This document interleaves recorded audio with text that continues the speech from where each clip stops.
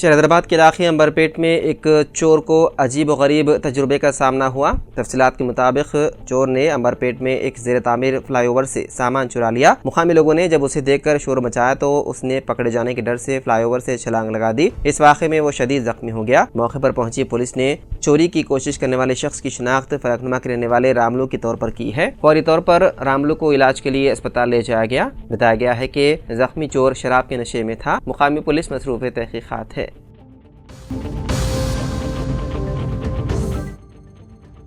तेलंगाना में मंगल के रोज़ दो मुख्तलिफ वाक़यात में संक्रांति त्यौहार के पेश नज़र मुनक़िद ममनुआ मुर्गियों की लड़ाई में मुलव्विस होने के इल्ज़ाम में 1 दर्जन अफराद को गिरफ्तार कर लिया। पहले वाक़े में कोटाला मंडल के जंगम्मा गांव में जुर्म करते हुए 9 अफराद को गिरफ्तार कर लिया गया। पुलिस ने उनके पास से 3,900 रुपये नगद रकम, 3 मुर्ग और 3 चाकू जब्त किए। देर असना मजीद 3 अफराद को उस वक्त गिरफ्तार किया गया जब वो चिंतल मानेपल्ली मंडल के रानावेली गाँव में ममनुआ मुर्गियों की लड़ाई में मुलव्विस थे। सब इंस्पेक्टर नरेश ने बताया है कि उनके कब्जे से भी 3 मोटर बाइक, 2 मुर्गे और 1550 रुपये जब्त किए गए। रियासत उत्तर प्रदेश के प्रयागराज में जारी महाकुंभ मेले से वापसी के दौरान बस को आग लग गई, जिसके नतीजे में तेलंगाना का एक शख्स जिंदा झुलसकर हलाक हो गया। यह वाकया मथुरा के वृंदावन के करीब पेश आया। दराये के मुताबिक इस झुलसकर हलाक होने वाले शख्स की शिनाख्त तेलंगाना के जिले निर्मल के पालसी गाँव के रहने वाले 60 साला एस द्रुब्ध के तौर पर की गई है। समझा जाता है कि यह दईफ शख्स बस में सिगरेट नोशी कर रहा था, जिसकी वजह से ये बस शोलापोश हो गई। इस वाक़े की इत्तला मिलते ही फायर ब्रिगेड के अमले ने वहाँ पहुंचकर आग पर काबू पा लिया। तेलंगाना के मधोर के रुकन असम्बली रामाराव पटेल ने कहा कि उन यात्रियों को वापस लाने के लिए इंतजाम किए जा रहे हैं। उन्होंने मथुरा के कलेक्टर और एसपी से भी इस सिलसिले में बात की। उन्होंने कहा कि मुसाफिरीन को ग़िज़ा और रहने की सहूलत फराहम की गई है।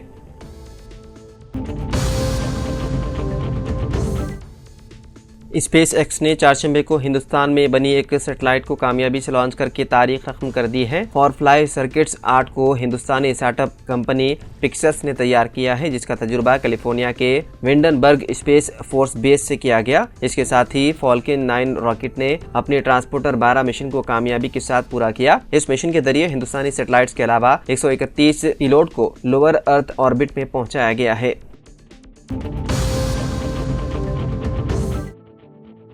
मंगल के रोज शहर के मदाफाती इलाके में एक मोटरसाइकिल सवार शख्स की चीनी मांझे की वजह से गर्दन कट गई, जिसके नतीजे में वो शदीद जख्मी हो गया। मुकामी लोगों ने उसे जख्मी हालत में देखा और उसे करीब अस्पताल मुंतकिल किया। इत्तलात के मुताबिक मुतासर शख्स की हालत बदस्तूर तशवीशनाक है। बताया गया है कि हैदराबाद, रंगारेड्डी और मेरचल अदला में इसी तरह के कई वाक़यात पेश आ चुके हैं। सख्त पाबंदियों के बावजूद हैदराबाद के बाजार में ममनुआ चीनी मांझा दस्तयाब है और यह हादसा उसी का एक सबूत है।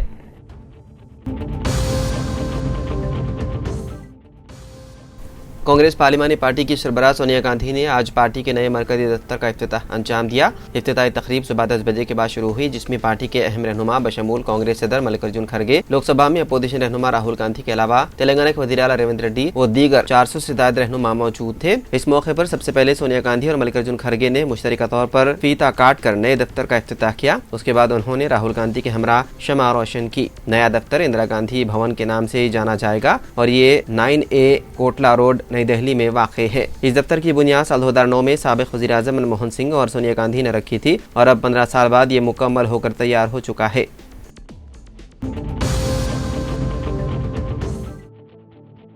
तेलंगाना के खम्मम में चारशंबा 15 जनवरी से तबलीग जमात का इज्तिमा का आगाज हो चुका है और तमाम इंतजामात मुकम्मल कर लिए गए हैं। ये इज्तिमा खम्मम शहर के जदीद ईदगाह गालागुड़म के वसी मैदान में मुनक़िद किया जा रहा है। इज्तिमा का आगाज 15 जनवरी को बाद नमाज दोहर हुआ और इख्तिताम 17 जनवरी बरद जुमा बाद नमाज जुमा बाद दुआ के साथ होगा। इज्तिमा में निज़ामुद्दीन मरकज दिल्ली से उलमा और दावत और तबलीग के जिम्मेदारान शिरकत कर रहे हैं। तकरीबन 30,000 से ज़्यादा अफराद की शिरकत मुतवक्के है। इज्तिमा गाह में शुरका के लिए क़ियाम ताम के माक़ूल इंतजामात किए गए हैं।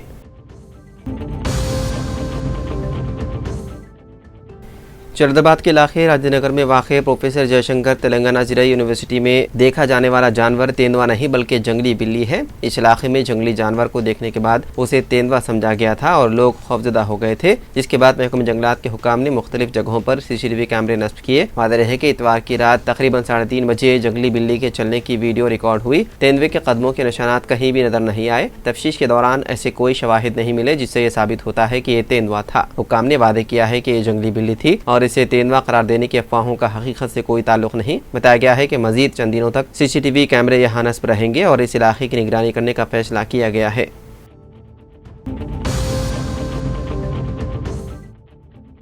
सदर जमहूरिया द्रौपदी मुर्मू ने जस्टिस सुजोय पॉल को तेलंगाना हाई कोर्ट का आर्जी चीफ जस्टिस मुकर्रर किया है। हाई कोर्ट के सीनियर जस्टिस की हैसियत से खिदमत अंजाम देने वाले जस्टिस की जिम्मेदारी सौंपते हुए अहकाम जारी किए गए हैं। मौजूदा चीफ जस्टिस आलोक आराध्य का तबादला मुंबई के हाई कोर्ट के चीफ जस्टिस के तौर पर किया गया है। सुप्रीम कोर्ट कॉलेजियम ने मंगल को chief justice Mumbai high court Devendra Kumar Upadhyay का दिल्ली हाई कोर्ट के लिए तबादला करने की सिफारिश की थी।